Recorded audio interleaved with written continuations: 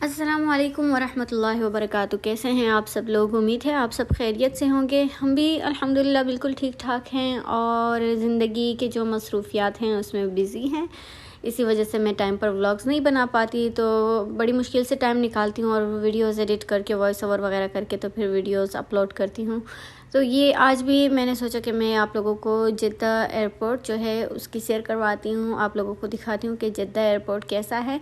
तो यहाँ अब हम लोग पहुँच गए हैं एयरपोर्ट और हमें रिश्तेदारों को यहाँ पर ड्रॉप करना था, उन्हें एयरपोर्ट छोड़ना था और उसके बाद हम लोग फिर वापस गए मक्का मुकर्रमा वापस आए। तो यहाँ अभी हम लोग यहाँ एयरपोर्ट में पहुँचे हैं। ये देखें, आप लोगों को नज़र आ रहा होगा, बहुत ही बड़ा और ख़ूबसूरत एयरपोर्ट है ये। और यहाँ पर ये हाजियों वगैरह की गाड़ियाँ भी, बसेस वगैरह भी आप लोगों को नज़र आ रही होंगी। तो काफ़ी सारे हाजी आ रहे थे और जो उम्रे के लिए लोग आते हैं वो आ रहे थे। तो यहाँ पर हमें मेरे हस्बैंड ने हमें यहाँ पर ड्रॉप किया और ख़ुद गाड़ी जाकर उन्होंने पार्किंग में खड़ी कर दी। तो यहाँ पर हम जैसे उतरे हैं फिर आगे गए हैं, वहाँ पर हम लोगों ने जो हमारे बैग्स वगैरह थे उनको, जो हमारे मेहमानों के बैग्स थे उनको वहाँ पर हम लोगों ने पैक करवाया। उसके ऊपर जो प्लास्टिक चढ़ाते हैं वो यहाँ से हमने चढ़ाया, तो वो भी मैं आप लोगों को दिखाती हूँ। और साथ ही जहाज़ में जो है वो 23 केजी जो है सामान, यानी पर बैग जो है वो अलाउ था कि एक बैग में आप 23 केजी सामान रख सकते हैं। तो वो यहाँ पर हम लोगों ने यहाँ पर तोला है प्लास्टिक चढ़ाते वक्त, और जो इजाफी सामान था उसको अलग किया है बैग्स में, और फिर उसके बाद हम लोगों ने यहाँ पर प्लास्टिक की पैकिंग करवाई है।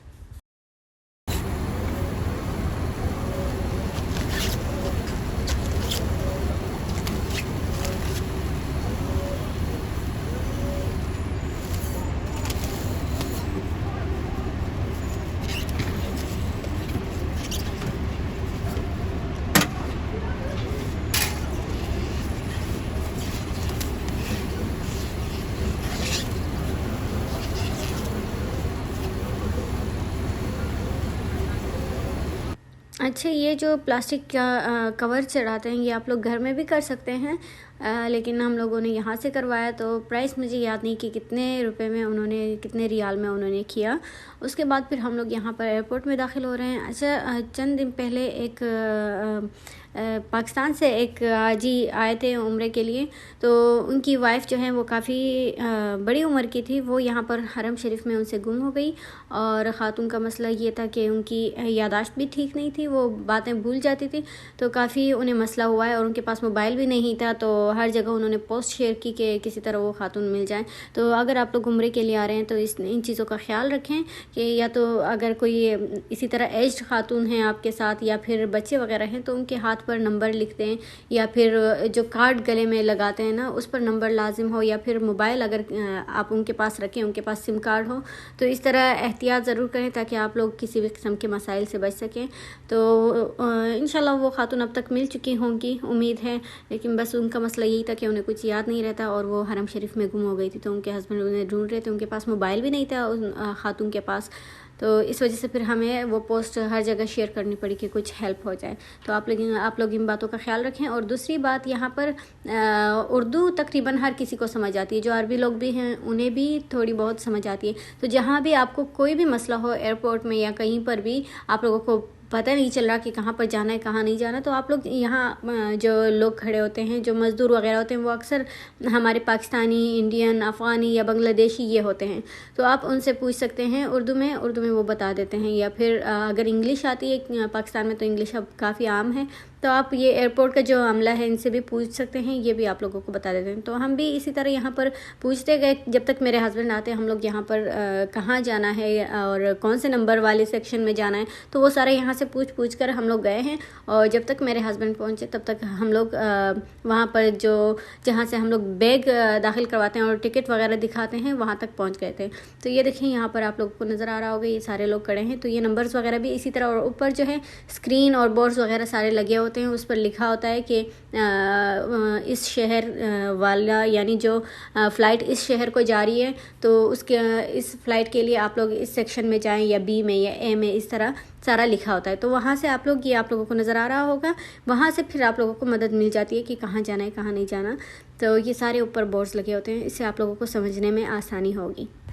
अच्छा, जिस वक्त हम लोग यहाँ पर एयरपोर्ट आए थे उस टाइम जो है ये तवक्कलना ऐप वगैरह ये सब बहुत लाजिम था, और कोविड का टेस्ट वगैरह तीनों टेस्ट किए हुए हों और तवक्कलना हो, और ये सारी चीज़ें लाजिम थी। तो जहाँ यहाँ पर जब हम लोग आए तो काफ़ी हमें इशू हुआ। फ़्लाइट के टाइम तक हमें जल्दी जल्दी यहीं पर एयरपोर्ट में खड़े खड़े ही मोबाइल में ऐप्स वगैरह डाउनलोड करना और इंस्टॉल करना, आईडीज़ बनाना, ये सारे काम हमने यहाँ पर किए हैं। और साथ ही उन्होंने कहा कि अगर आप पाकिस्तान जा रहे हैं तो पाकिस्तान के लिए भी उन्होंने एक ऐप बताई थी कि ये ऐप डाउनलोड करना लाजिम है और उसमें आईडी बना ले। तो वो भी हम लोगों ने स्पीड से कर लिया। और साथ ही उन्होंने कहा कि जो वापसी का टिकट है वो भी आप लोगों को लाजमी करना है, यानी उसके बगैर आपको फ़्लाइट में जाने नहीं दिया जा सकता, आपने वापसी का टिकट भी लाजिम करना है। तो उसी वक्त वहाँ पर खड़े खड़े 2 घंटे तकरीबन हमारे इसी काम में लगे हैं कि हम लोग आईडीज़ बनाना, और यानी हर बंदे का अलग अलग हो। अब टीनेज एक बच्ची थी, उनका भी अपनी अम्मी के साथ नहीं है, उनका भी हम लोगों ने अलग से तवक्कलना बनाया, और हर तवक्कलना ऐप जो है आईडी जो है वो अलग से नंबर्स पे बनाया हम लोगों ने।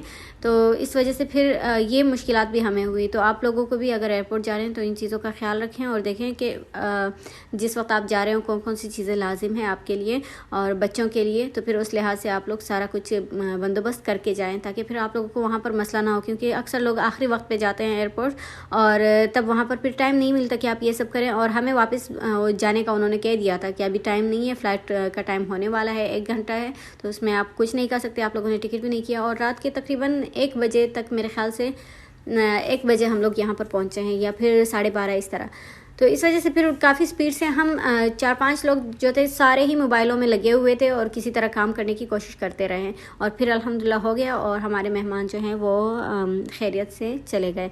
तो आप लोग भी इन बातों का ख्याल रखें। तो मेहमानों को रुख्सत करने के बाद हम लोग यहाँ नीचे फ्लोर पे आए हैं, और यहाँ पर ये कुछ डेकोरेशन वगैरह के लिए चीज़ें उन्होंने रखी हुई थी, या फिर रेसिंग वगैरह की कार्स, और यहाँ पर मछलियों का था, पता नहीं क्या कहते हैं उसे, बड़ा सा जो यहाँ पर ये आप लोगों को नज़र आ रहा होगा, बहुत ही खूबसूरत, इसमें हर किस्म की मछलियाँ थी।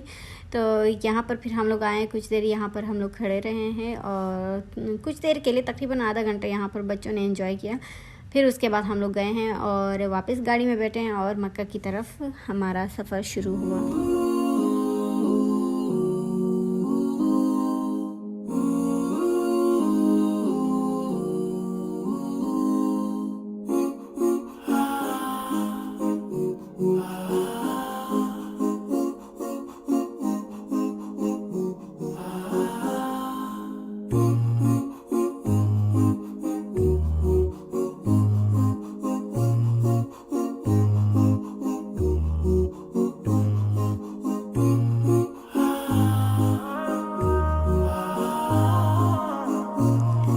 जो है ये पार्किंग एरिया है एयरपोर्ट का, और यहाँ पर हम लोग आए हैं ताकि गाड़ी में बैठें और वापसी का सफ़र शुरू हो।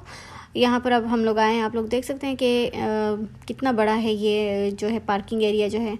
तो यहाँ पर फिर हम लोग जब वापस गए तो रास्ते में हम लोगों ने खाना खाया है, और फिर तकरीबन 1.5 घंटा 2 घंटे बाद हम लोग वापस घर पहुँचे हैं। तो उम्मीद है आज का व्लॉग आप लोगों को पसंद आया होगा, और सोचा कि ये इन्फॉर्मेशन जो मुझे मिली है वो आप लोगों के साथ शेयर करूं, ताकि जो नए आने वाले हैं या फिर पहली बार सऊदी अरब आते हैं उन्हें किसी भी किस्म का मसला ना हो। उम्मीद है ये व्लॉग आप लोगों को पसंद आएगा, और कमेंट्स में मुझे ज़रूर बताइएगा। और साथ ही अगर आप लोगों ने मेरे चैनल को सब्सक्राइब नहीं किया तो प्लीज़ सब्सक्राइब कर दें। फिर मिलते हैं इंशाल्लाह ताला नेक्स्ट व्लॉग में, तब तक के लिए अपना ख्याल रखें, दुआओं में याद रखें। अस्सलाम वालेकुम वरहमतुल्लाहि वबरकातुहू।